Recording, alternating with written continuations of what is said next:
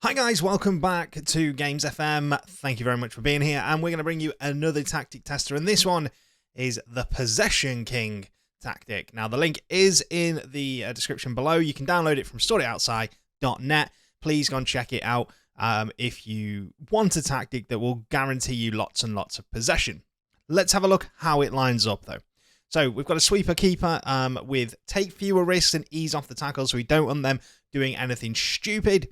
At the fullback positions, two complete wingbacks both set to support. Now, they both have exactly the same instructions.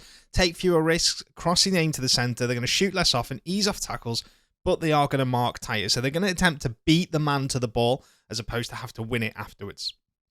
In the middle, we got two ball-playing defenders, both set to defend. And again, they've got the same instructions. They're going to dribble less with the ball, shoot less often, ease off the tackles again, and mark tighter.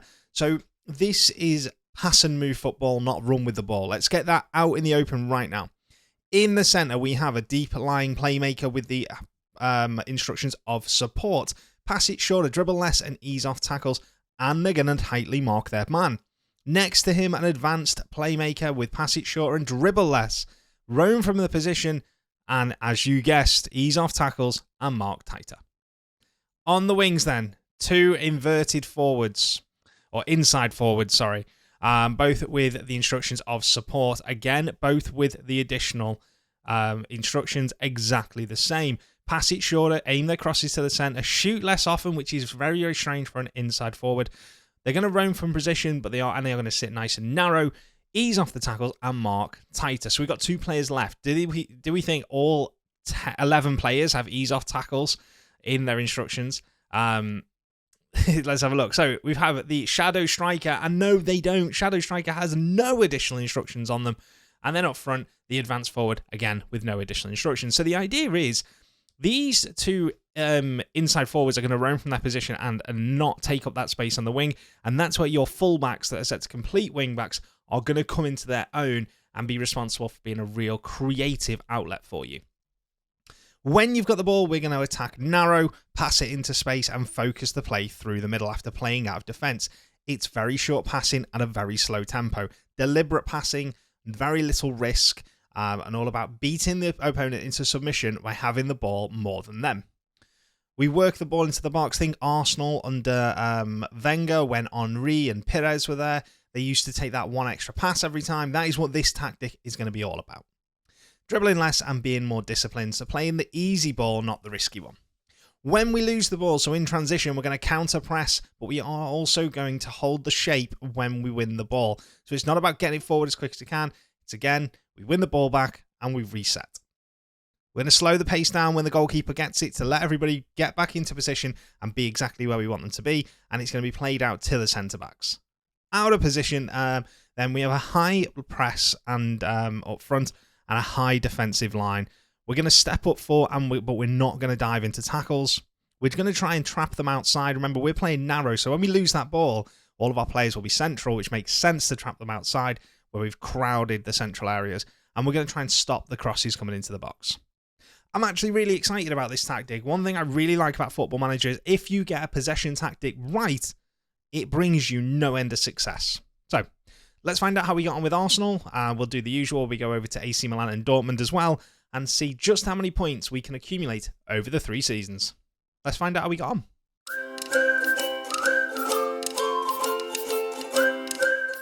All right then, so the Arsenal save is in the bag. Let's find out exactly how we got on. Now, we finished 8th. I mean, that is truly shocking. 18 wins, 14 defeats, only 6 draws, and a goal difference of 5. So how many did we concede? Let's go to the full table. We conceded 70 goals over the course of the season. In fact, only 4 teams had conceded more than us. We did score 75 goals, and only 4 teams, in fact, only 3 teams scored more than us. So going forward was never the issue.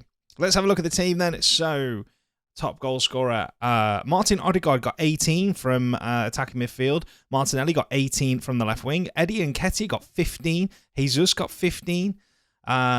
Odegaard and Martinelli got 15 and 14 assists each. And Bukayo Saka got 20 assists. So going forward, sensational. But Aaron Ramsdale, over the course of the entire season, conceded 88 goals. In fact, he conceded 63. he only kept 7 clean sheets in the league. It's not great, data hub-wise. If we built that up, goals per game were ahead, unexpected penalty goals, tackles won, passes completed. You'd expect this to be more with the way the tactic is set up.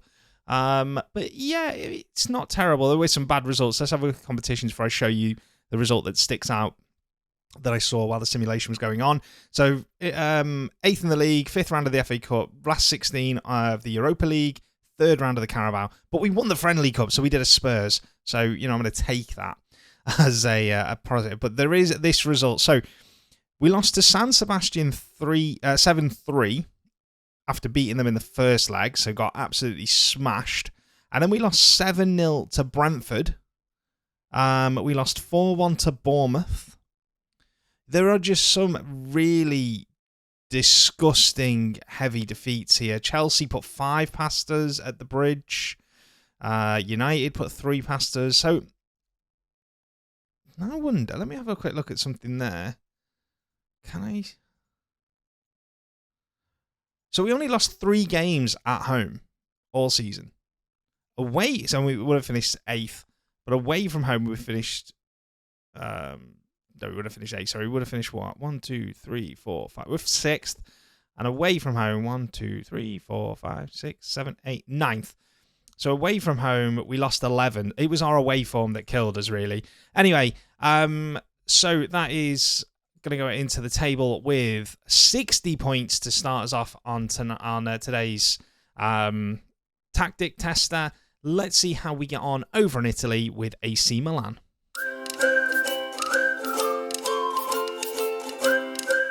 All right, then, so the AC Milan save is in the book. Let's have a look how we got on in Italy. Now, we finished 3rd, 69 points, 13 points behind the eventual champions Inter Milan.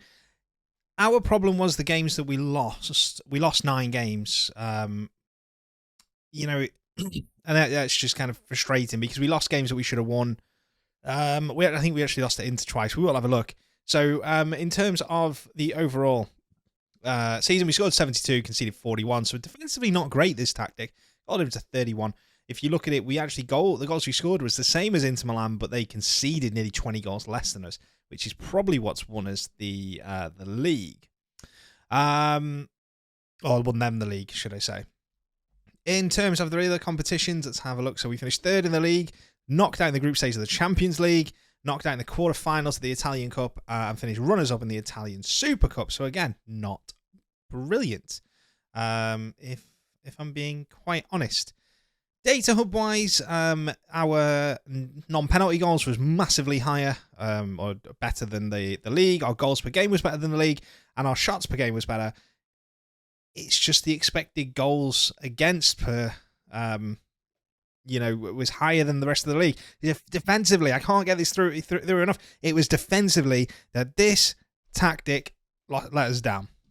So in terms of the squad, before we move over to Germany, only one player all season made it into double figures for goals, and that was Oliver Giroud.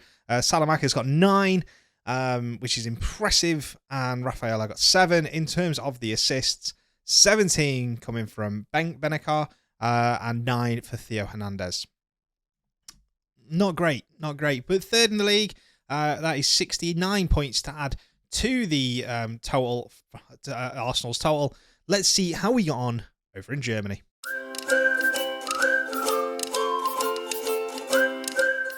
All right, then, so the Borussia Dortmund simulation is now finished. Let's find out exactly how we got on. And honestly, it was a unmitigated and total disaster.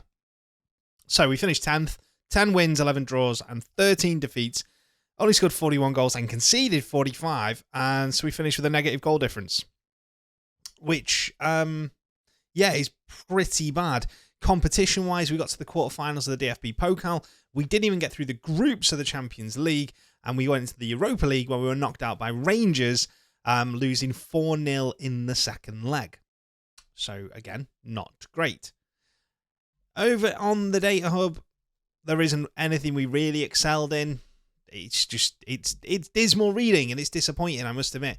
And if we look at the squad, Sebastian Haller, 30 goals. No one else scored 5. I mean, nobody else scored 5 goals.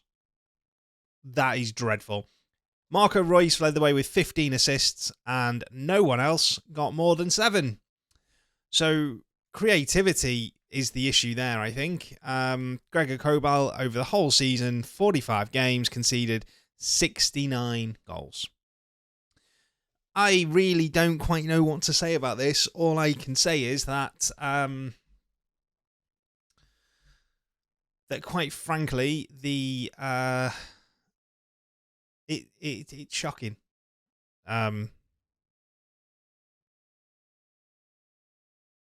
Yeah, there's nothing else I can say. So I've added it to it. It gives us a total of 41 points for that. It's 170 points in total, which puts it third from bottom.